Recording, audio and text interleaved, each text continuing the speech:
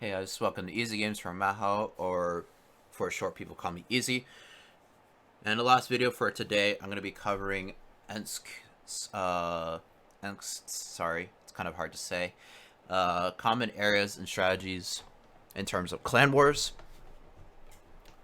For those who haven't really watched before, in terms of context, white is your general, very common areas that people should know about, and your yellow is your pretty much your danger zones. Okay, so start off left, right, top, the bottom sort of thing, but I might go off in a different direction. So you got your three main areas, right? You got your city, you got your tracks, and you got your field. And those three general areas that people, like everybody in your clan, should know about. So start off with the town. Pretty obvious why it's called that. There's a bunch of buildings, using for cover, for heavies, sort of thing. And then another thing as well you need to be aware of. So these sub areas, I guess we'll call them in dashed, right?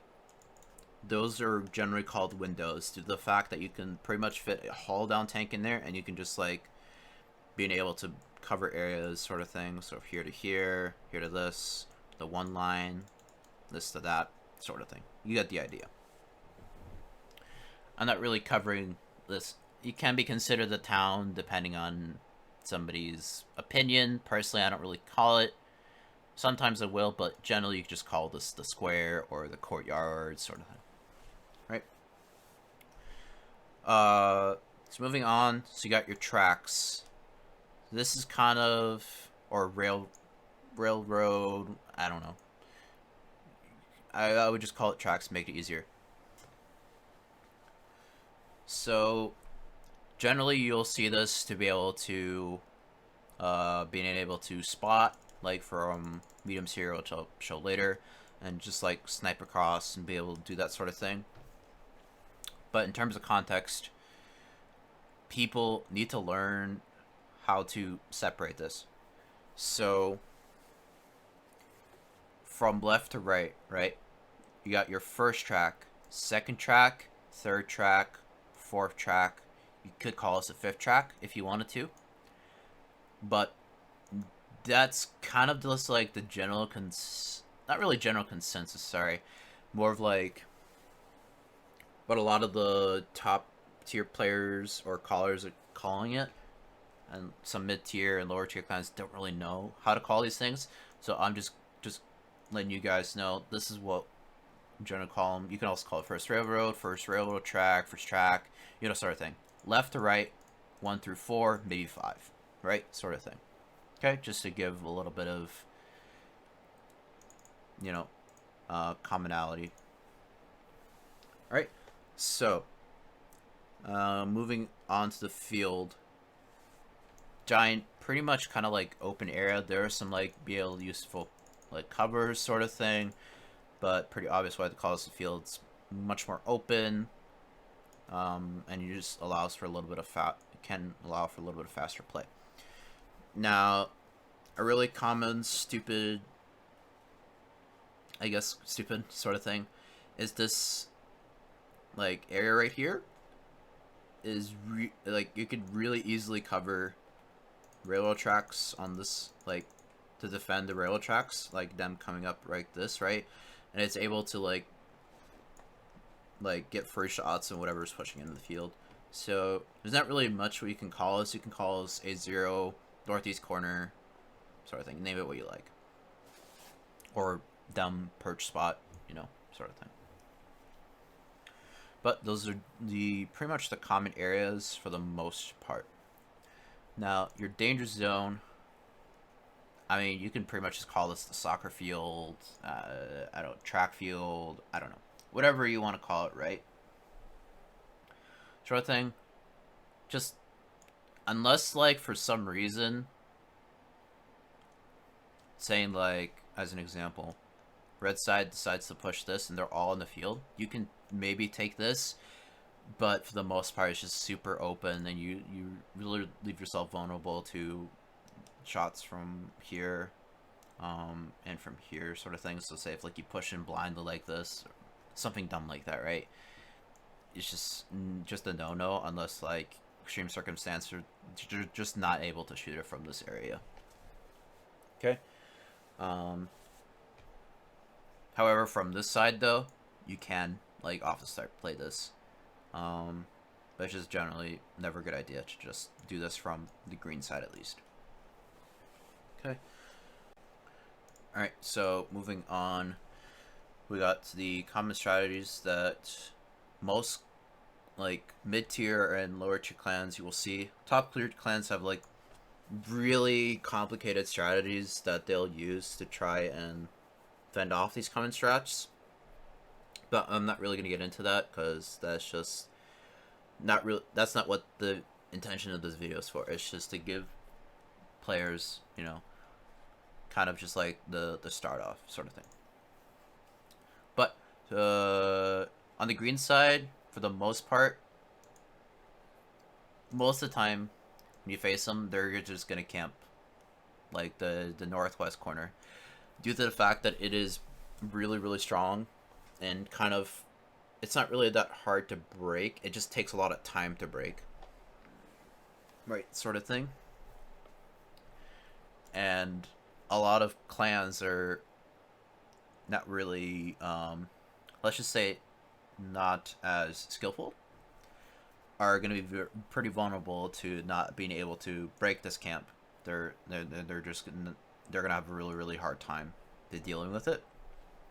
Not really as much of a problem with mid-tier and top-tier clans sort of thing, but that's just a general rule of thumb why lower-tier clans love to just do this. They just camp in these general positions and then just wait, sort of thing. Now, the south side can do it as well. They can just camp, say, like this sort of thing. In my opinion, not as strong as this, because obvious defensive side sort of thing. But it's not like it can't be pulled off to be able to, you know, counter this and just play it slow sort of thing, if that is how you want your playstyle to be. Now, you can also do a fast field play if you think like now you should only really play field, in my opinion, if you're expecting your enemy to play field to like catch them off guard and just be able to play defensive, because it's really hard to push into this. I mean, playing field, it's really hard to push, but you can punish a lot more easily from... You can punish a little bit easier from this side, in my opinion, so just be aware. So if you want to run something a little bit off, that's fine. Just be aware that it's going to be a little bit hard. You're going to probably going to get punished from trying to cross back into this city/town sort of thing, because of how the railroad tracks work sort of thing. Now, the third thing you can do, right, is you can play this map really split. You can play, so say, just gonna, from yellow side, right, I'm gonna do heavies. Heavies are generally good for this map for the most part, so I'm just gonna use those icons. So, say I got something like so,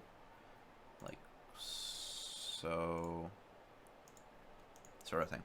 So in yellow, right, I'm just going to delete the green so that it doesn't make it confusing.